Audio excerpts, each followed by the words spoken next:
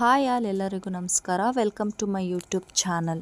ಭಗವದ್ಗೀತೆಯ ಬೋಧನೆಗಳು ಯಾವುದೇ ದುರಾಸೆ ಅಥವಾ ಸ್ವಾರ್ಥವಿಲ್ಲದೆ ಬದುಕುವ ಕಲೆಯನ್ನು ಮನುಷ್ಯನಿಗೆ ಕಲಿಸುತ್ತವೆ. ಮನುಷ್ಯ ಯಾವುದನ್ನು ಅರ್ಥ ಮಾಡಿಕೊಂಡರೆ ಜೀವನದಲ್ಲಿ ಯಶಸ್ಸನ್ನು ಗಳಿಸಬಹುದು ಎಂಬುದು ಭಗವದ್ಗೀತೆಯ ಈ ಒಂದು ಉಪದೇಶದಲ್ಲಿದೆ. ಭಗವದ್ಗೀತೆಯನ್ನು ಹಿಂದೂ ಧರ್ಮದ ಅತ್ಯುತ್ತಮ ಗ್ರಂಥಗಳಲ್ಲಿ ಒಂದು ಎಂದು ಪರಿಗಣಿಸಲಾಗಿದೆ. ಇದು ಜೀವನ, ಧರ್ಮ, ಕರ್ಮ, ಯೋಗ, ಭಕ್ತಿ ಮತ್ತು ಆತ್ಮ ಸಾಕ್ಷಾತ್ಕಾರದ ಬೋಧನೆಗಳನ್ನು ಒಳಗೊಂಡಿದೆ.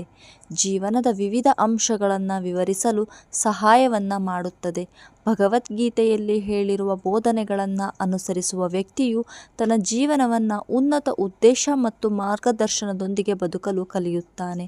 ಮನುಷ್ಯನಿಗೆ ಯಾವುದೇ ದುರಾಸೆ ಅಥವಾ ಸ್ವಾರ್ಥವಿಲ್ಲದೆ ಬದುಕುವ ಕಲೆಯನ್ನು ಕಲಿಸುತ್ತದೆ. ಭಗವದ್ಗೀತೆಯನ್ನು ಸರಿಯಾಗಿ ಅರ್ಥ ಮಾಡಿಕೊಂಡರೆ ವ್ಯಕ್ತಿಯ ಎಲ್ಲ ಸಮಸ್ಯೆಗಳು ಕೂಡ ದೂರವಾಗುತ್ತವೆ. ಇದಲ್ಲದೆ ಯಾವುದೇ ರೀತಿಯ ಕಷ್ಟಕರವಾದ ಕೆಲಸವನ್ನು ಸುಲಭವಾಗಿ ನಿರ್ವಹಿಸಲು ಸಹಾಯವನ್ನು ಮಾಡುತ್ತದೆ. ಒಟ್ಟಾರೆಯಾಗಿ ಭಗವದ್ಗೀತೆಯು ಅತ್ಯಂತ ಕಠಿಣ ಪರಿಸ್ಥಿತಿಯಲ್ಲಿಯೂ ಜೀವನವನ್ನು ಸರಿಯಾಗಿ ನಡೆಸಲು ಸಹಾಯವನ್ನು ಮಾಡುತ್ತದೆ. ಕಠಿಣ ಪರಿಸ್ಥಿತಿಗಳನ್ನು ದಾಟಿ ಜಯಶಾಲಿಯಾಗಲು ಶ್ರೀಕೃಷ್ಣನು ಗೀತೆಯಲ್ಲಿ ಹೇಳಿರುವ ಸಂದೇಶಗಳೇನು ಎಂಬುದನ್ನು ನಾವು ತಿಳಿದುಕೊಳ್ಳೋಣ.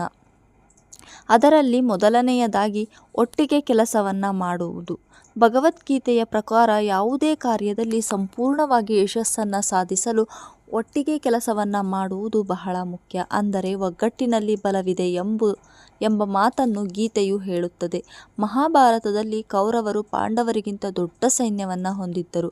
ಆದರೆ ಅವರ ಸೈನ್ಯದಲ್ಲಿ ಒಗ್ಗಟ್ಟಿನ ಕೊರತೆ ಇತ್ತು. ಹಾಗಾಗಿ ಕಡಿಮೆ ಸೈನ್ಯವನ್ನು ಹೊಂದಿದ್ದರೂ ಕೂಡ ಪಾಂಡವರು ಯುದ್ಧದಲ್ಲಿ ಜಯಶಾಲಿಗಳಾದರು. ಆದ್ದರಿಂದ ಟೀಮ್ ವರ್ಕ್ನಂತಹ ಪರಿಸ್ಥಿತಿಯಲ್ಲಿ ಎಲ್ಲರೂ ಒಗ್ಗಟ್ಟನ್ನು ಹೊಂದಿರುವುದು ಬಹಳ ಮುಖ್ಯವಾಗಿದೆ.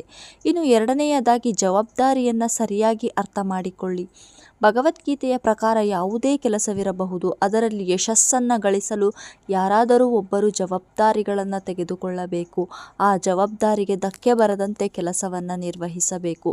ಕೆಲಸದ ಜವಾಬ್ದಾರಿಯನ್ನು ಅರ್ಥ ಮಾಡಿಕೊಂಡ ವ್ಯಕ್ತಿಯು ಒಂದು ದಿನ ಖಂಡಿತವಾಗಿಯೂ ಯಶಸ್ಸನ್ನು ಪಡೆಯುತ್ತಾನೆ. ಮಹಾಭಾರತದ ಕಥೆಯನ್ನು ಉದಾಹರಣೆಯಾಗಿಸಿಕೊಂಡರೆ ಕೌರವರಲ್ಲಿ ಅನೇಕ ಮಹಾನ್ ಯೋಧರಿದ್ದರು.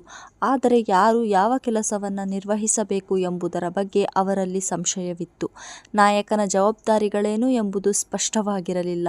ಆದರೆ ಪಾಂಡವರಲ್ಲಿ ಪ್ರತಿಯೊಬ್ಬರೂ ಅವರ ಜವಾಬ್ದಾರಿಗಳನ್ನು ಸರಿಯಾಗಿ ಅರಿತುಕೊಂಡಿದ್ದರು. ಆದ್ದರಿಂದ ಪಾಂಡವರು ಜಯಶಾಲಿಗಳಾದರು.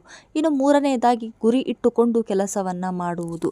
ಮನುಷ್ಯ ತನ್ನ ಜೀವನದಲ್ಲಿ ಒಂದು ಗುರಿಯನ್ನು ಹೊಂದಿರಬೇಕು. ಅದನ್ನು ಸಾಧಿಸಲು ನಿರಂತರ ಶ್ರಮ ವಹಿಸಬೇಕು ಎಂದು ಶ್ರೀಕೃಷ್ಣನು ಹೇಳುತ್ತಾನೆ.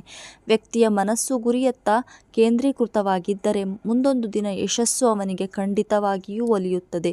ಗುರಿ ಮತ್ತು ಯೋಜನೆ ಸರಿಯಾಗಿದ್ದರೆ ಆ ವ್ಯಕ್ತಿಯು ಎಂದೂ ಸೋಲನ್ನು ಅನುಭವಿಸುವುದಿಲ್ಲ. ಇನ್ನು ನಾಲ್ಕನೆಯದಾಗಿ ಸಮಯವನ್ನು ಬುದ್ಧಿವಂತಿಕೆಯಿಂದ ಬಳಸಿ.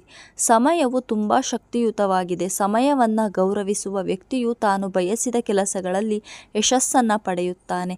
ಸಮಯ ಕಳೆದರೆ ಯಾವ ಕೆಲಸವೂ ಆಗುವುದಿಲ್ಲ. ಸರಿಯಾದ ಸಮಯಕ್ಕೆ ಭಗವದ್ಗೀತೆಯನ್ನು ಉಪದೇಶಿಸುವ ಮೂಲಕ ಶ್ರೀಕೃಷ್ಣನು ಅರ್ಜುನನನ್ನು ಯುದ್ಧ ಭೂಮಿಯಲ್ಲಿ ಯುದ್ಧಕ್ಕೆ ಸಿದ್ಧಪಡಿಸಿದನು. ಆದ್ದರಿಂದ ಸಮಯವನ್ನು ಗೌರವಿಸಿ.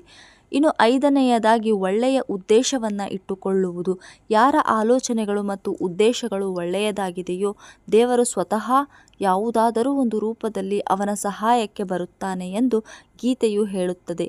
ಆದ್ದರಿಂದ ಸದಾ ಸತ್ಕಾರ್ಯಗಳನ್ನು ಮಾಡುತ್ತಾ ಅದರ ಕಡೆಗೆ ಗಮನವನ್ನು ಹರಿಸಬೇಕು.